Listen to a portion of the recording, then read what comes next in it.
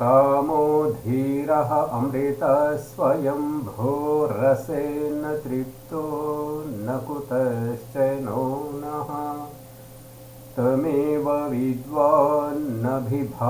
मृत्योरात्मानं धीरम् अजरं युवानं पुण्डरीकं नवद्वारं त्रिभिर्गुणेभिरावृतं तस्मिन् तज्जक्षमात्मन्वत्तद्वै ब्रह्मविदो विदुः। ॐ शान्ति शान्ति शान्ति। ఈ యొక్క సహజ వైదిక క్రియాత్మక యోగాభ్యాసము సంధ్యా యోగా బ్రహ్మ సాక్షాత్కారం ప్రశిక్షణకు వచ్చేసినటువంటి సాధకులకందరికీ నమస్తే, స్వాగతం, సుస్వాగతం.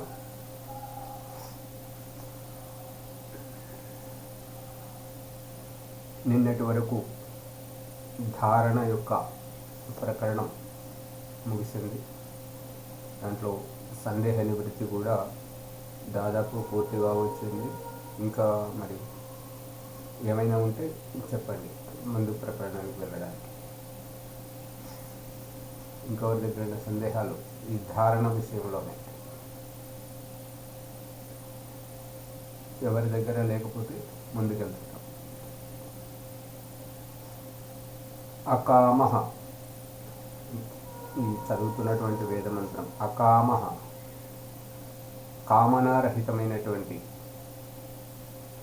నవిద్యతే కామః యస్మిన్, ఎవరిలోనైతే కామన ఆకాంక్ష ఇష్టాయిష్టాలు ఎవరిలోనైతే లేవో ఉండవో అతను ఆ పరమేశ్వరుడు అకాముడు. అకామో ధీరః, అతడు ధైర్యవంతుడు, ధ్యానవంతుడు.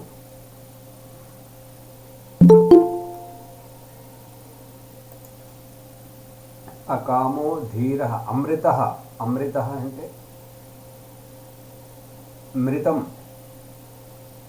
మృంగ్ ప్రాణత్యాగే, మృతం ప్రాణత్యాగం చేసేటువంటి స్థితిలో చేయడు. ఎవరైతే ప్రాణత్యాగం చేయలేరో వారు అమృతులు, అంటే ఎప్పటికీ విద్యమానమై ఉండేటువంటి వారు. ప్రాణత్యాగం ఎవరు చేస్తారు అని అంటే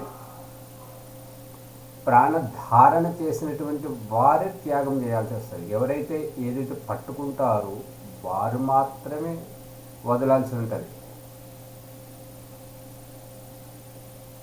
ఏదైతే పట్టుకుంటామో దానిని వదలాల్సి వస్తుంది.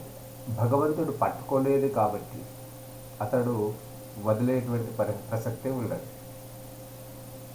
ప్రాణధారణ కేవలం జీవాత్మలు పట్టుకున్నారు కాబట్టి, దేహధారణ చేశారు కాబట్టి ఇది జీవాత్మలకు వర్తిస్తుంటుంది. స్వయంభూ, అతడు తనకు తానే విద్యమానమై ఉన్నాడు. స్వయంభూ, అతనిని ఉత్పన్నం చేసేవారు, అతనిని ఈ ప్రక్రియలో సంయోగపరిచేవారు, బాధ్యతను అప్పగించేవారు ఇంకొకరు ఎవరూ లేరు. ఈ దృష్టాంతం, ఈ బ్రహ్మాండం యొక్క రహస్యాన్ని మన పిండంలో చూపిస్తున్నాడు. చూడండి, మంత్ర ప్రమాణపూర్వకంగా చూపిస్తున్నాడు. ఈశ్వర స్తుతి ప్రార్థనోపాసన 2వ మంత్రం, ప్రథమ చరణం. హిరణ్య గర్భ సమవర్తత అగ్రే. అగ్రే అంటే ముందుగా మొట్టమొదట నుంచి తానే ఉన్నాడు. తనను ఉంచేవారు ఎవరు లేరు. హిరణ్య గర్భ సమవర్తత అగ్రే భూతస్య జాతః పతిః ఏక ఆసీత్. భూతస్య జాతః, ఈ 84 లక్షల జీవరాశులు ఏవైతే ఉన్నాయో, ఉత్పన్నమై ఉన్నాయో వాటన్నింటికి పతి, పాలకుడు, రక్షకుడు, స్వామి ఏకః ఆసీత్, ఒకే ఒక్కడున్నాడు. అటువంటి స్వయంభూ ఇదిగా వేదమంత్ర ప్రమాణపూర్వకంగా చూపెట్టినటువంటిది మన పిండ శరీరంలో. యుక్త వయస్సు వచ్చినటువంటి యువకుడు వివాహం చేసుకోవాలనేటువంటి అపేక్షతోటి అమ్మాయి దగ్గరికి వెళ్ళి ఆ అమ్మాయిని వివాహం చేసుకుని తీసుకొస్తాడు. ఒంటరిగా ఉన్నటువంటి వాడు ఇప్పుడు జంటగా అయిపోయాడు, తోడు తెచ్చుకున్నాడు. అంటే తాను ఒంటరిగా ముందడుగు వేసినటువంటి వాడు తిరుగు ప్రయాణంలో ఇంకొకరిని తెచ్చుకున్నాడు. ఒకరిని తెచ్చుకున్నాడా, ఇద్దరిని తెచ్చుకున్నాడా?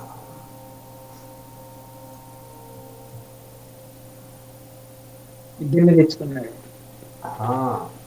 భగవంతుడు ప్రకృతిని చేపట్టి ఆవిష్కరించేటప్పుడు ఎంతమందిని తీసుకొచ్చాడు, ఎంతమందితోటి అని అంటే అమైతిని సృష్టి ద్వారా స్వేదజ, ఉద్భిజ, అండజ, జరాయుజ ఈ 4 రకాల సృష్టిలు భూమిలోంచి బయటకు ఆవిష్కరిస్తున్నాడు. ఆ రకంగా భగవంతుడు మొట్టమొదట స్వయంభూగా ఉండి ఆ పృథివిని చేపట్టి పృథివీ నుండి ఈ యొక్క అమైతిని సృష్టితోటి ఈ యొక్క జీవరాశులను బయటకు ఆవిష్కరిస్తున్నాడు. ఈ విధంగా ఆ యొక్క పరమేశ్వరుడు స్వయంగా ఉన్నాడు. అతను ఉండే ఇదంతా చేస్తున్నాడు. ఇక ఇతను ఉన్నాడు కాబట్టి మనం అతని దగ్గరికి పోతున్నాం. స్వర్గం నుండి జీవాత్మ నేను ఇంకేదో చెయ్యాలి, నాకు ఈ స్వర్గ సుఖం వద్దు, ఇంకేమో చెయ్యాలి అనేటువంటి ఆతృతతోటి ఆ యొక్క జీవాత్మల యొక్క ప్రారంధం అనేటువంటిది వారిని ఆ స్వర్గంలో ఉండనివ్వదు, మోక్షంలో ఉండనివ్వదు. అందుకే అక్కడి నుంచి వచ్చి భగవంతుని సమక్షంలో ఉపస్థితమై ఉంటే ఆ భగవంతుడు వారి యొక్క ప్రారంధాన్ని బట్టి వారిని పురమాయిస్తున్నాడు ఇంకొక దేహంలో, ఇంకొక జన్మలో, ఇంకొక రకంగా. ఈ రకంగా భగవంతుణ్ణి పురమాయించేటువంటి వ్యక్తి లేడు. తాను స్వయంగా ఉన్నాడు కాబట్టి స్వయంభూ. భగవంతుడు స్వయంభూ. ఈ జీవాత్మలు మాత్రం భగవంతుని ద్వారా పురమాయిస్తేనే ఈ జన్మలోకి వస్తున్నారు, ఈ దేహంలోకి వస్తున్నారు. అందుకని జీవాత్మలు వేరు, పరమాత్మ వేరు అనేటువంటి ఈ రహస్యాన్ని చూపిస్తున్నటువంటిదే.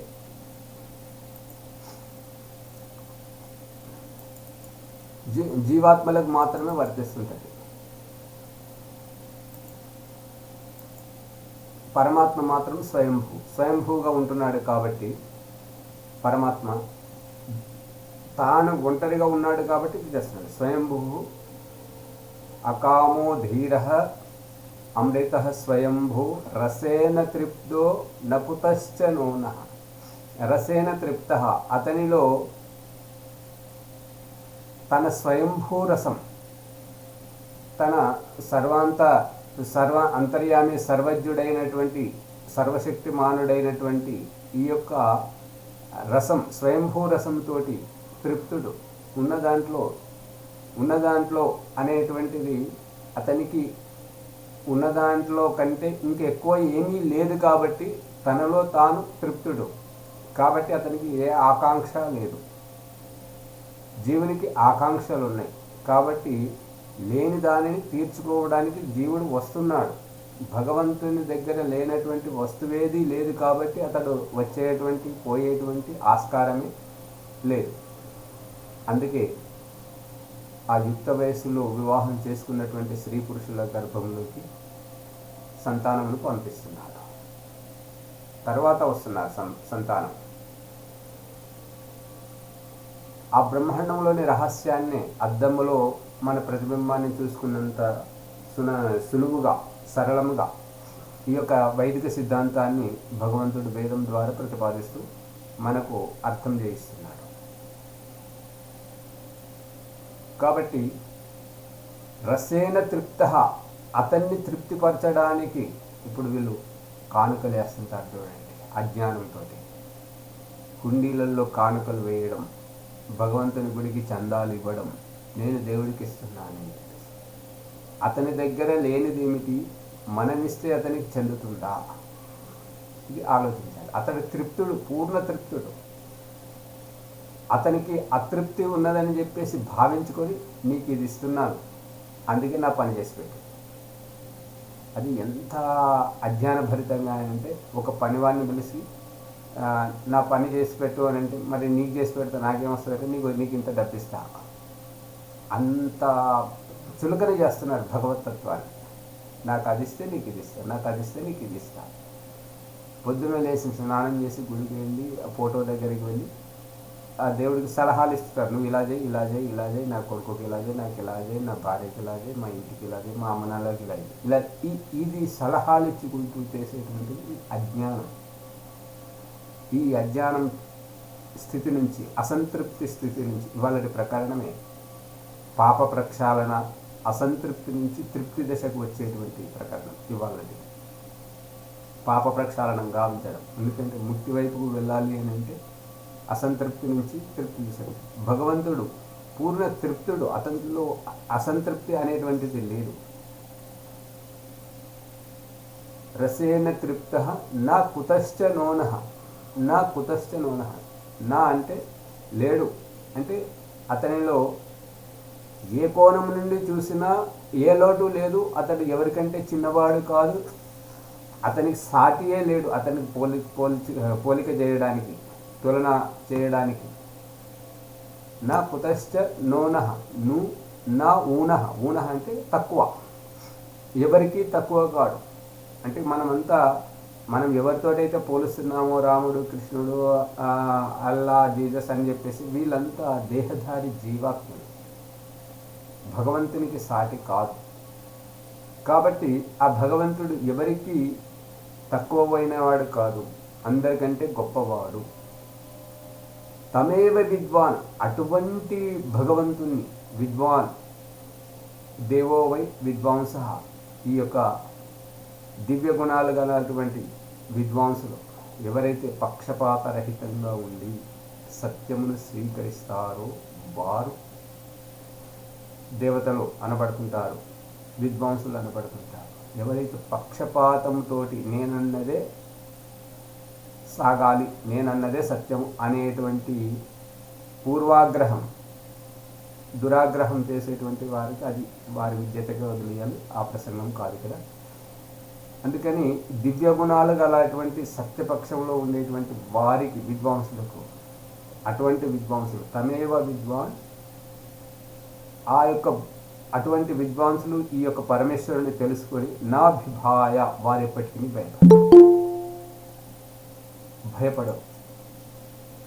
భయపడరు. కాబట్టి భయం అనేది ఎవరికి ఉంటుంటుంది అని అంటే, లోటు ఉన్నవారికి భయం వస్తుంటుంది. ఏదో లోటు ఉంది. ఏం లోటు ఉన్నది అంటే ధైర్యం, విశాల దృష్టికోణం, అపార సామర్థ్యం. ఇటువంటి భావజాలం ఉన్నవారికి భయం వేయదు. నా విభాయ మృత్యు, ఈ యొక్క భయం లేదు కాబట్టి మృత్యువుకు భయపడరు, రుగ్మతలకు భయపడరు, భీతిల్లరు. ఆ భీతిల్లనటువంటి కార్యక్రమమే ఈ యొక్క యోగ సాధన. ఈ రకంగా భయపడకుండా మనలను జవదాటించేటువంటిదే, ముందుకు తీసుకెళ్లేటువంటిదే ఈ యొక్క యోగ సాధన.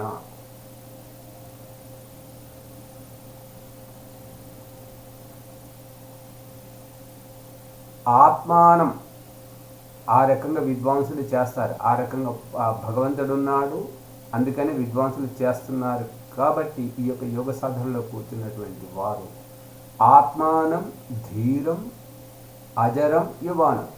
ఆత్మానం అంటే మనల్ని మనం, ఎవరెవరైతే యోగ సాధన చేస్తున్నారో వారందరూ తమను తాము ధైర్యవంతులుగా, దేనికి భయపడకూడదు.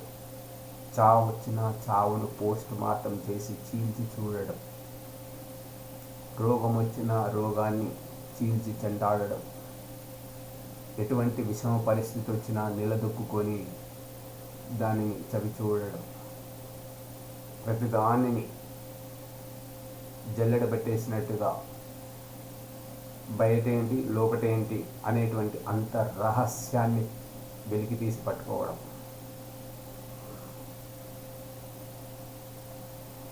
ఆత్మానం ధైర్యంతో కూడి. అందుకని దేనికి భయపడాల్సిన పని లేదు. భయపడితే మనకు బ్రతుకు తెరువు లేదు, భయపడితే మనకు జీవితం లేదు. భయపడితే మనకు మృత్యువే మృత్యువు, ఆయుష్ తగ్గిపోతుంది. భయం ఆయుష్ను తగ్గిస్తుంటుంది, ధైర్యం ఆయుష్ను పెంచుతుంటుంది. భయపడకూడదు. భయపడితే ఎవరు మనల్ని ముందుకు రానివ్వరు, తొక్కేస్తారు. భయపడితే మనం ఎందులో పురోగతి సాధించలేము. ధైర్య సాహసే లక్ష్మి. ధైర్యం చేయాలి, సాహసం చేయాలి. అప్పుడు లక్ష్యము వైపు, మన ఉద్దేశం వైపు మనల్ని పురోగతి సాధిస్తూ మనల్ని ప్రేరేపిస్తుంది.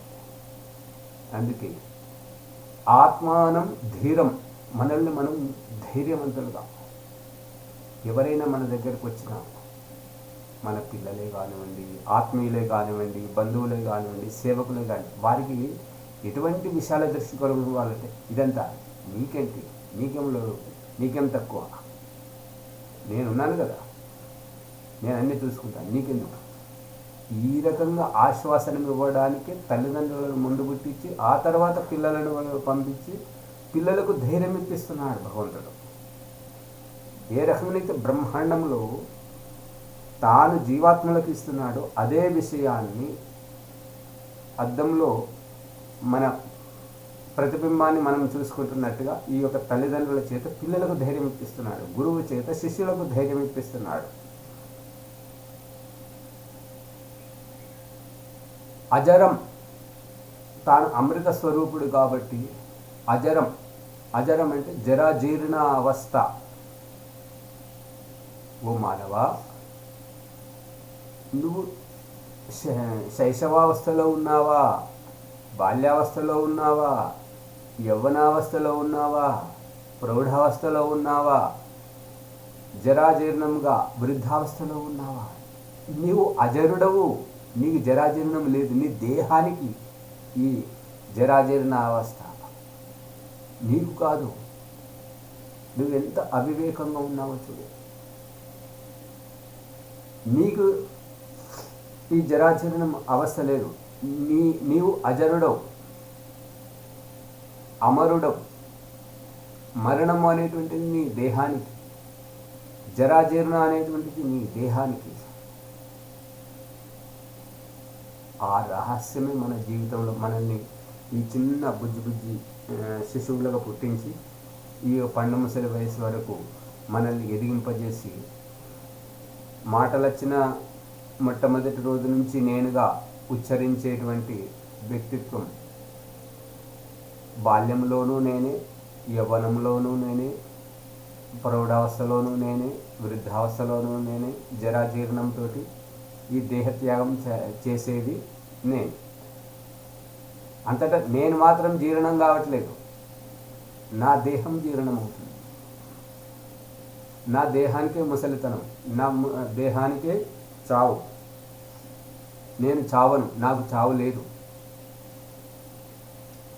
ఎవరైతే నేను స్త్రీని, నేను పురుషుణ్ణి, నేను యొక్క పశుపక్షిని అని భావించుకుంటారో ఆ పశుపక్షితనానికి, స్త్రీ పురుష తత్వానికి చావు లేదు. ఆత్మకు, నేనుకు చావు లేదు, ఆత్మకు చావు లేదు.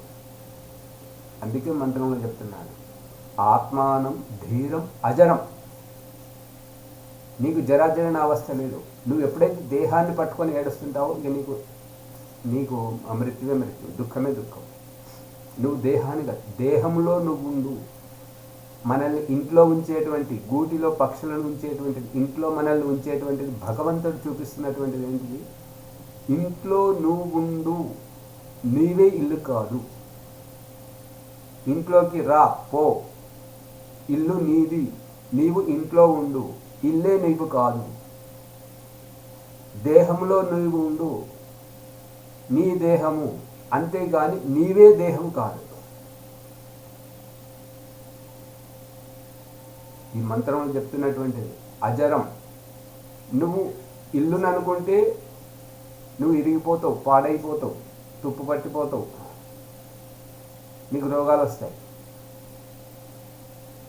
ఇంట్లో నువ్వు ఉంటే జరిగేది ఇంటికి, అది నువ్వు కట్టుకున్నటువంటి, నువ్వు ఏర్పరచుకున్నటువంటి గూడు. కాబట్టి నీకేమి కాదు. దేహమే నీవు అనుకుంటే నీకు మృత్యువే మృత్యువు, నీకు దుఃఖమే దుఃఖం. దేహంలో నువ్వు ఉన్నట్టయితే ఈ రోగాలు నిన్ను ఇబ్బంది పెట్టవు, ఈ మృత్యువు నీ దరిదాపులోకి రాదు. అగ్నియు నిన్ను ఇబ్బంది పెట్టదు, శస్త్రము నీ దరిదాపులోకి రాదు, నీళ్లు తడపవు, భూమి కుళ్ళబెట్టదు. ఏది నిన్ను అసలు పంచమహాభూతాలే నీ యొక్క దరిదాపులోకి రావు. నీవు పంచమహాభూతాలకు అతీతం, కాలానికి అతీతం. కాలం నిన్ను చంపలేదు, కాలము నిన్ను పట్టుకోలేదు, కాలము పట్టులోకి నీవు రాలేదు. నీ దేహం వస్తుంది, కాలంతోటే నిర్మితమవుతుంది. కాబట్టి ఆ దేహానికి ఈ కాలం సరిహద్దులు అనేటువంటి. అజరం యువానం, ఎప్పటికీ నువ్వు యువకుడిగా భావించు. ఈ ముసలితనం అనేటువంటిది, ఈ వృద్ధావస్థ అనేటువంటిది, ఈ రుగ్మతావస్థ అనేటువంటిది దేహానికి, నీకు కాదు. నిన్ను నీవు యువానం, యువకుడిగా భావించుకో. నీకు శైశవావస్థ ఏంటి, నీకు బాల్యం ఏంటి, నీకు యవ్వనం ఏంటి, నీకు ప్రౌఢావస్థ ఏంటి, నీకు జరాజీర్ణం, ఈ దేహంలో కనిపిస్తున్న మార్పులు నీకు వర్తించేటువంటివి కావు. ఏముందండి, అంత వయసు అయిపోయింది, అందుకే ఈ షుగర్ రావాల్సింది, మోకాళ్ళు నొప్పులు రావాల్సిందే. ఇటువంటి ఈ మూర్ఖత్వం, ఈ అజ్ఞానాన్ని వదిలి ఆ యొక్క ముసలితనం అనేటువంటిది, ఈ యొక్క జరాజీర్ణ అవస్థ అనేటువంటిది దేహానికి వస్తుంది. దేహే నీకు కాదు. నువ్వెందుకు భయపడతావు? నువ్వు దేహములో ఉండు, దేహమే నీవు కాదు. కాబట్టి నువ్వు వేసుకున్న వస్త్రము ఎర్రగా, పచ్చగా, తెల్లగా ఉంది. నువ్వు ధరించినటువంటి దేహం అది స్త్రీ, పురుష, పశుపక్షిగా కనిపిస్తుంది. ఆ దేహానికి లింగం ఉన్నది, నీకు లేదు. నువ్వు స్త్రీ, పురుష, పశుపక్షి కాదు. నువ్వెందుకు భయపడుతుంటావు? ఆ మృత్యువు నిన్నేం చేస్తుంటుంది. అందుకని నీవు ఎప్పటికీ యవ్వనావస్థలో ఉండవు, జ్ఞానావస్థలో ఉండవు. ఈ అవగాహన నీకు చేసుకుంటే నీకు అసలు మృత్యువే రాదు. వచ్చిన నిన్ను చూసి పోయి నేను ఇటువంటి వాళ్ళ దగ్గరికి వచ్చానేంటి, నేను వచ్చినప్పుడు నన్ను పట్టించుకుంటలేడు అని చెప్పేసి మృత్యువు తనకు తాను చిన్నపుచ్చుకొని తలదించుకొని పోతుంది. అదే నేనే దేహం అన్నా అని అనుకో, అయ్యో నేను ముసలిదాన్ని అయిపోయాను, నాకు ఈ రోగం వచ్చింది, నాకు నొప్పి వచ్చిందని అనుకున్నావు అనుకో, నిన్ను వదలకుండా మెడకు తాడు పెట్టి తీసుకెళ్తాను. అందుకని నువ్వు ఆత్మవు, దేహానికి కాదు, శరీరానికి కాదు. నువ్వు స్త్రీ కాదు, నువ్వు పురుషుడని కాదు. అందుకే భయపడకు. నువ్వు జ్ఞానవంతుడివి కావాలి, జ్ఞానవంతురాలివి కావాలి. నీకెందుకు భయం? అందుకే ఏ రకమైనైతే తల్లిదండ్రుల సాన్నిధ్యంలోకి పిల్లల్ని పంపిస్తున్నారో ఆ విధంగా భగవంతుడు ఈ జీవాత్మల యొక్క సాన్నిధ్యంలో ఉండి వారి జీవాత్మల యొక్క భాగోగులను చూసుకుంటున్నారు. ఈ రహస్యాన్ని మనం గుర్తించాలని ఈ యొక్క తండ్రి కొడుకుల సంతానం యొక్క వ్యవస్థతోటి చూపిస్తున్నారు. అటువంటి అవస్థలో పుండరీకం, ఒక కమలం పువ్వు విచ్చుకున్నట్టుగా, కలువ పువ్వు వెచ్చుకుంటున్నట్టుగా, తామర పువ్వు వెచ్చుకుంటున్నట్టుగా పుండరీకం అంటే తామర పువ్వు. నవద్వారం, ఈ యొక్క దేహం ఎటువంటిది అంటే పుండరీకం, ఒక కమలం పువ్వు. పువ్వుకు పంకుడులు, రెక్కలు ఏ రకంగా ఉంటాయో ఆ విధంగా ఈ దేహానికి నవరంధ్రాలు, అంగ ప్రత్యంగములు. పుండరీకం నవద్వారం, త్రిభిర్గుణేభిరావృతం, సత్వము, రజస్సు, తమస్సు. ఈ 3 గుణాలతోటి ఆవరించి ఉన్నటువంటిది సత్వ, రజస్, తమస్సు తోటి.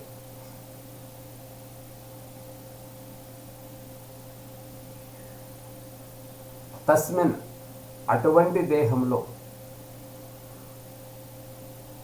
ఈ యొక్క ఆత్మ, ఈ యొక్క నేను ఇటువంటి దేహంలో నవరంధ్రాలుతో కూడుకున్నటువంటిది, అష్టచక్రాలతో కూడుకున్నటువంటిది, ఏకాదశి ఇంద్రియాలతో కూడుకున్నటువంటిది, ఒక తామర పువ్వు పంకుడలను విచ్చుకున్నట్టుగా ఈ యొక్క దేహం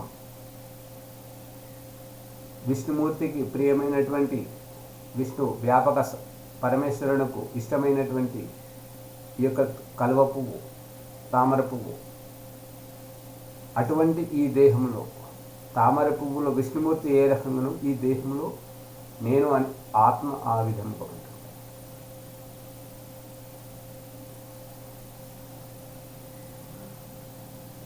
తస్మిన్ తద్ యక్షం, యక్షం అని అంటే ఈ యొక్క ఆత్మతత్వం. ఆత్మను ఆ యొక్క యక్షం అని అంటే, ఇప్పుడు మహాభారతంలో ఆ యొక్క క్లిష్ట పరిస్థితిలో యక్షుడు పాండవులను ప్రశ్నిస్తుంటాడు కదా. వాటన్నింటికి ఎవరు సమాధానం చెప్పలేకపోతే చివరికి యుధిష్ఠిరుడు వచ్చి ఒక్కొక్క దానికి సమాధానం చెప్పి వాళ్ళందరినీ బ్రతికించుకుంటాడు కదా. అటువంటి ఈ యక్షుడు ఈ యొక్క దేహంలో ఆ యక్షతత్వాన్ని, ఈ మాట్లాడే తత్వాన్ని, ఈ యొక్క కదలిక చేసేటువంటి తత్వాన్ని, కనురెప్పలు కొట్టి చూసేటువంటి తత్వాన్ని, ముక్కు ద్వారా శ్వాస ప్రశ్వాసాలను తీసుకొని వదిలేటువంటి ఈ తత్వాన్ని, ఆత్మానం మనల్లిగా తద్యక్షం ఆత్మానం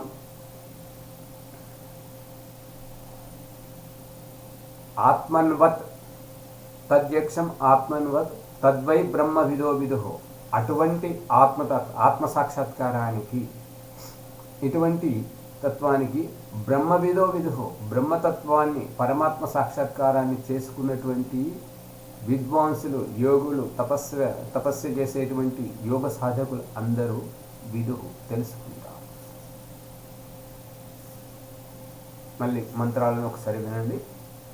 పుండరీక్ అకామో ధీర అమృత స్వయంభూ రసేన తృప్తో నకుతశ్చ నోనః తమేవ విద్వాన్ నభిభాయ మృత్యోర్ ఆత్మానం ధీరం అజరం యువానం. రెండవ మంత్రం. పుండరీకం నవద్వారం త్రిభిర్గుణేభిరావృతం తస్మిన్ తద్యక్షమాత్మన్వత్ తద్వై బ్రహ్మవిదో విదుః. ఈ మంత్రాల ప్రకారం అయిపోయిన తర్వాత ఇక ఇవాళటి ప్రకారం పాప ప్రక్షాళన, పాప ప్రవృత్తి నుంచి పుణ్యమయ దశ వరకు, పరిశుద్ధ దశ వరకు, పరిష్కృత అవస్థకు రప్పించేటువంటిది ఈ ప్రకరణం. అంగస్పర్శ. ఓం వాక్ అవాక్, వాక్ అవాక్. వాక్ అంటే వాక్శక్తి. అవాక్ అంటే తృప్తి దశ. వాక్ అంటే అతృప్తి దశ. ఇక్కడ ఎక్కడ ఉన్నది? వాకే ఉన్నది కదా. మరి అవాక్ ఎక్కడికి వెళ్ళొచ్చింది అని అంటే, రెండవసారి ఉచ్చరించడమే. అంటే మాట్లాడాలి అనేటువంటి అవసరము అసంతృప్తి దశ. మాట్లాడిన తర్వాత ఊరుకోవడం తృప్తి దశ. ఆకలేస్తుందని కంచంలో భోజనం వడ్డించుకోవడం అసంతృప్తి దశ. ఇక చాలు అని చెప్పేసి ఆపివేయడం తృప్తి దశ. అందుకే వాక్ అవాక్. దాహం వేస్తుందని చెప్పేసి గిలాస్ తోటి నీళ్లు తీసుకోవడం అసంతృప్తి దశ. ఇక తాగిన తర్వాత ఆపివేయడం తృప్తి దశ. అసంతృప్తి ఉంది కాబట్టే స్వర్గం నుంచి జీవాత్మ పరమాత్మ సన్నిధికి వచ్చింది. ఆ రహస్యాన్ని మన ఇంటిలో ఎవరి పనుల్లో వారు ఉన్నప్పుడు అనుకోకుండా పిల్లలు వచ్చి తల్లిదండ్రుల దగ్గరికి, నాన్న నాకు ఇది కావాలి, నాకు ఇది ఇలా చెయ్యి, నాకు ఈ వస్తువు ఇవ్వు, నేను పలానా చోటికి పోతాను అని వచ్చి తన అభ్యర్థనని చెప్తుంటాడు. ఇక మంచిదైతే సరే సరే వెళ్ళు, అగో ఈ వస్తువులు తీసుకెళ్ళు అని చెప్పేసి జాగ్రత్తలు, విదేశాలకు వెళ్ళే వారికి ఎన్నెన్ని తినుబండార పదార్థాలు ఎన్నెన్ని జాగ్రత్తలు చెప్పి పంపిస్తుంటారో అదే విధంగా నువ్వు స్వర్గం నుంచి వచ్చావు కదా, నువ్వు దేహధారణ చేయాలనుకుంటున్నావు కదా, ఈ ఇంద్రియాలను తోడించుకొని నీకు ఉపయోగపడతాయి అని పంచేంద్రియాలను, ఆరవది మనస్సు, ఈ 6 ఇంద్రియాలను, కర్మేంద్రియాలను, జ్ఞానేంద్రియాలను, ఈ ఏకాదశ ఇంద్రియాలను తోడు చేసి పంపిస్తున్నాడు.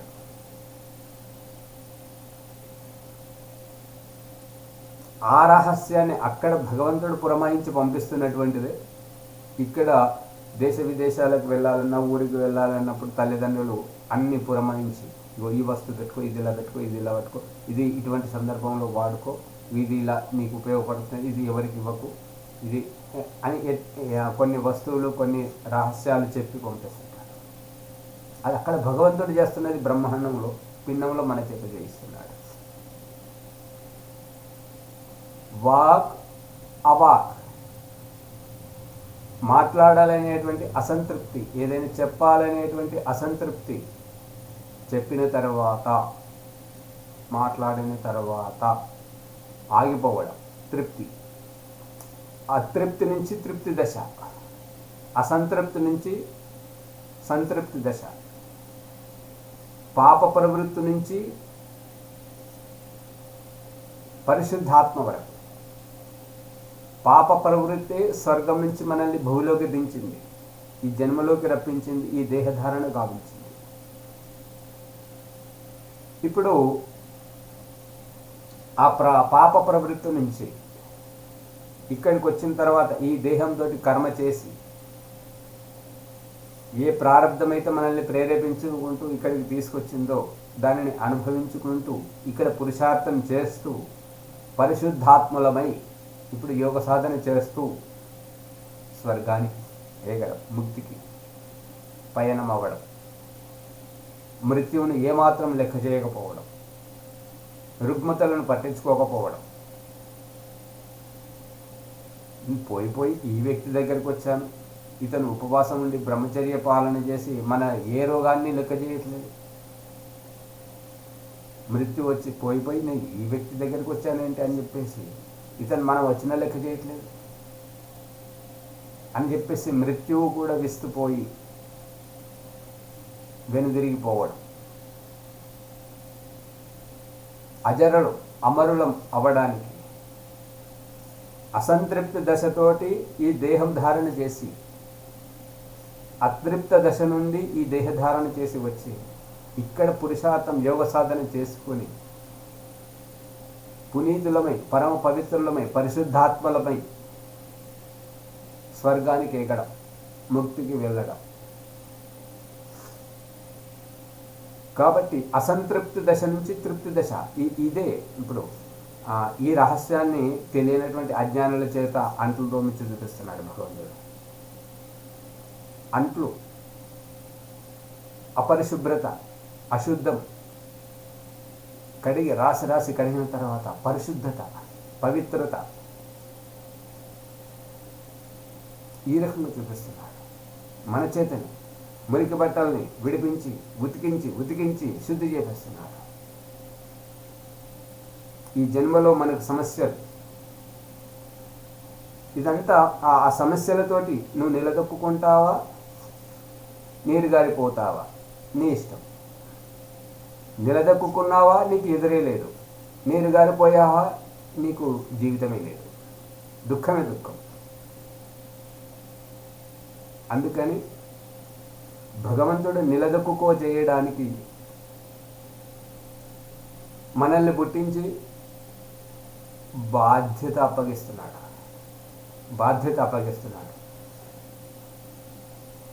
పురుషుడు స్త్రీని కొని తెచ్చుకుంటున్నాడు, స్త్రీ ద్వారా వచ్చే సమస్యలను కొని తెచ్చుకుంటున్నాడు. స్త్రీ కావాలనే పరాధీనమవుతుంది, అతని వెంటబడిపోతుంది. స్త్రీ కావాలని పరాధీనమైపోతుంది, అతని చెంతకు పోతుంది, అతని పరిస్థితులకు వెళ్తుంది. ఇక అక్కడ అతని ఏ కష్టం పెట్టినా ఏది పెట్టినా అక్కడ నువ్వు ఓర్చుకోవాలి తప్ప నువ్వు రోడ్లో పడిన తర్వాత నేను సురక్షితం అనుకుంటే ఎలా? రోకల బండి వస్తూనే ఉంటుంటుంది. అందుకని స్త్రీ కావాలని వెంటబడిపోతుంది, పురుషుడు కావాలని కొని తెచ్చుకుంటున్నాడు.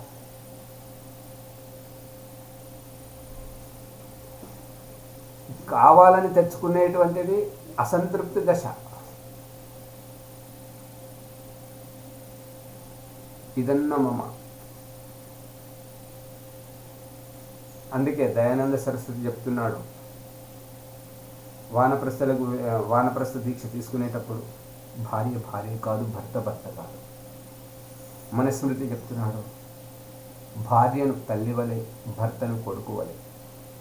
ఈ భావనతోటి మీరు వానప్రస్థం తీసుకొని ఎక్కడికైనా వెళ్ళవచ్చు, ఇంట్లో ఉండొచ్చు. ఈ భావం మారిపోవాలి, భావదశ మారిపోవాలి. ఆ భావదశ మారడమే అసంతృప్తి నుంచి మనల్ని సంతృప్తి దశకు రప్పిస్తుంది. అజ్ఞానయుక్తం నుంచి పరిశుద్ధాత్మ దశకు రప్పిస్తుంది. బంధనం నుంచి ముక్తి దశకు రప్పిస్తుంది. అవగాహన చేపించడం. అందుకని ఈ యొక్క పరిస్థితిని చూసి భయపడకూడదు. పరిష్కృతం అవ్వాలి అంటే తప్పదు. ఈ యొక్క స్త్రీని పరాయి ఇంటికి పంపించడం ఏమిటి? మన నోరును ఒక పండును పుట్టించి దానిని మన చేత తినిపించాలి అని అన్నప్పుడు మన నోరుని ఇంత చిన్నగా పుట్టించడం ఎందుకు? ఆ తాటి పండును, ఆ గుమ్మడికాయను, ఈ యొక్క పనస పండును అంత పెద్దగా పుట్టించడం ఎందుకు? మన నోరే అంత పెద్దగా పెట్టి ఇవి చిన్నగా పెట్టేస్తే మనం ఆవలిలుగా తింటాం కదా. అది కాదు. దాని సందేశం ఏంటంటే, జీవితంలో అర్థం కాని సమస్యలు, అర్థం కాని వ్యక్తి వచ్చి మన జీవితాన్ని స్తంభింపజేసినప్పుడు మనం పరిష్కరించుకునే మార్గం చూపిస్తున్నారు అక్కడ. మనకు మనం పరిష్కరించుకొని ఆవలీలగా ముందుకేగేటువంటి మార్గం చూపిస్తున్నాడు అక్కడ. అందుకే ముక్కలు కోపిస్తున్నాడు. కొంచెం కొంచెం ఎట్లెట్లా నీకు పట్టుబడుతుంటుందో అట్లట్లా నీవు అక్కనే చేర్చుకో.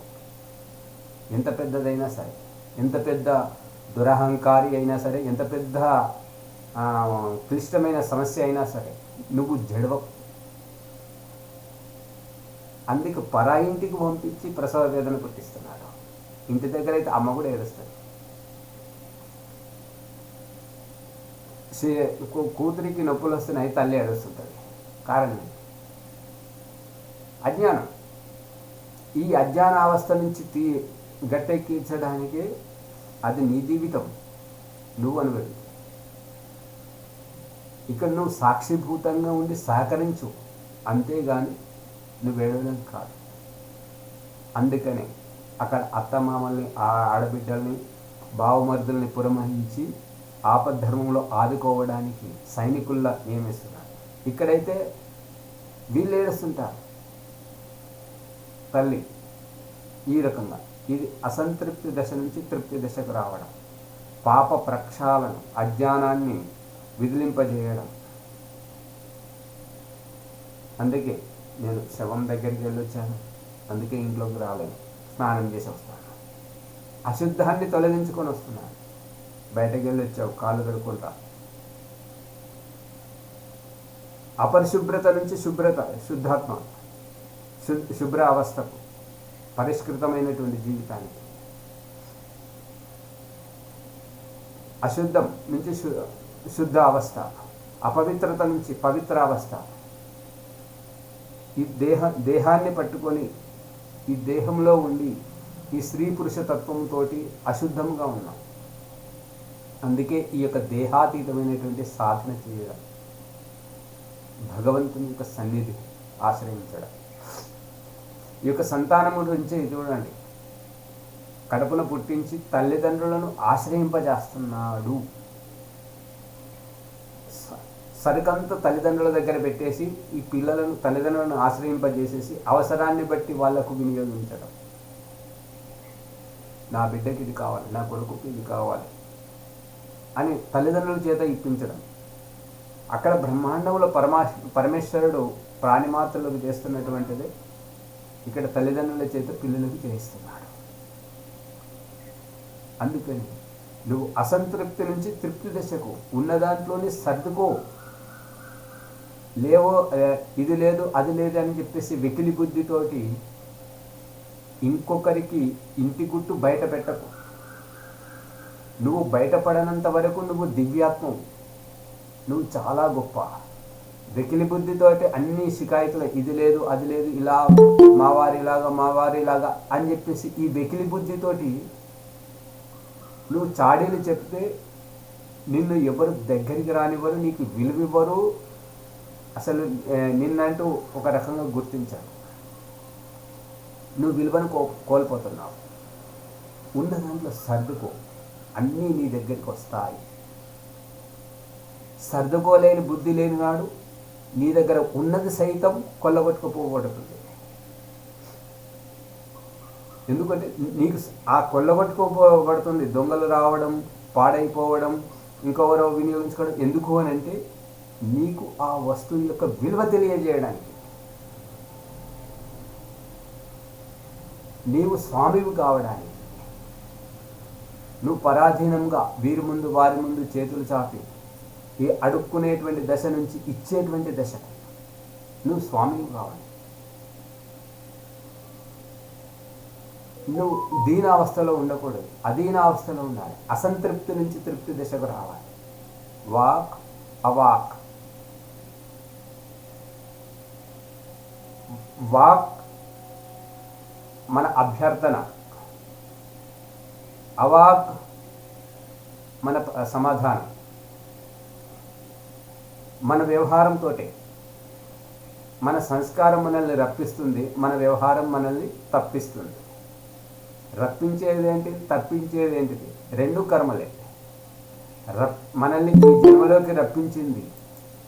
ఈ జన్మలోకి రప్పించింది ఈ పాప ప్రవృత్తులు, పాప పనులు, తప్పుడు మాటలు మాట్లాడించేటువంటిది మన పూర్వజన్మ సంస్కారం, కర్మ. అలా మాట్లాడకూడదు, ఇలా చేయకూడదు, ఈ ఉత్తమమైన పని చేయాలి అని ఉన్నతమైనటువంటి సంస్కారవంతమైనటువంటి ఒక పూజ, ఒక జపము, ఒక ధ్యానము, ఒక సాక్షిభూత సాధన, ఇవన్నీ చేయించేటువంటిది మన ఉత్కర్షం, మనం చేస్తున్న పురుషార్థం. ఇది కర్మే, అది కర్మే. అక్కడ మన తల్లిదండ్రులు, మన బంధువులు ఆ రకంగా ఉన్నారు కాబట్టి మనం ఆ విషయాన్ని గ్రహించాం. ఇక్కడ ఈ స్నేహితులు, ఈ గురువు ఇటువంటి విషయాలు చెప్తున్నారు, వీరి సాన్నిధ్యంలో ఉన్నాము కాబట్టి మనల్ని మనం ప్రక్షాళితం చేసుకునేటువంటి, మన తప్పులను, మన అజ్ఞానాన్ని పరిశుద్ధం గావించుకునేటువంటి ఈ రహస్యాన్ని మనం చెప్పడం జరుగుతుంది. ఈ విధముగా మనల్ని ఇదంతా మన నిజ జీవితంలోనే పెట్టాడు. ఇల్లు ఊడవడం ఏమిటి, అంట్లు తోమడం ఏమిటి, బట్టలు ఉతకడం ఏమిటి, ఇది బయట జరిగేటువంటిది. ఇక దేహంలోకి రాదు. ఈ రోగాలు ఏమిటి, చికిత్స ఎక్కడ జరుగుతుంది? చికిత్స దేహంలో జరుగుతుంది.